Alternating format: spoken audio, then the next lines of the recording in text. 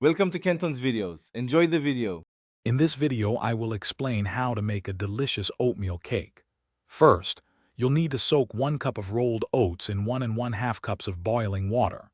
This crucial step softens the oats, which is key for a wonderfully moist and tender cake. Let this mixture sit for at least 20 minutes or until it has cooled down completely. This preparation ensures your cake will have the perfect texture. Next, in a large bowl, cream together 1/2 cup of softened butter with 1 cup of brown sugar and 1/2 cup of granulated sugar until light and fluffy.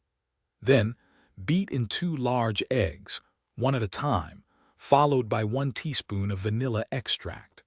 In a separate bowl, whisk together 1½ cups of all-purpose flour, 1 teaspoon of baking soda, and 1/2 teaspoon of salt. Now gradually add the dry ingredients to your wet mixture, alternating with the cooled, soaked oats, mixing until just combined. Pour the batter into a greased 9x 13-inch baking pan. Bake this at 350 degrees F for 30 to 35 minutes, or until a toothpick inserted into the center comes out clean. While it bakes, prepare a delicious coconut pecan topping. To finish the topping, stir in 1 cup of shredded coconut and 1/2 cup of chopped pecans into your melted butter and brown sugar mixture.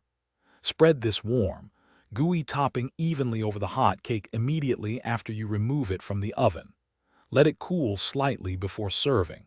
This cake is perfect with a scoop of vanilla ice cream. Don't forget to check the description for the Darn Tough Socks link and other great deals. Thanks for watching. Consider subscribing if we helped you.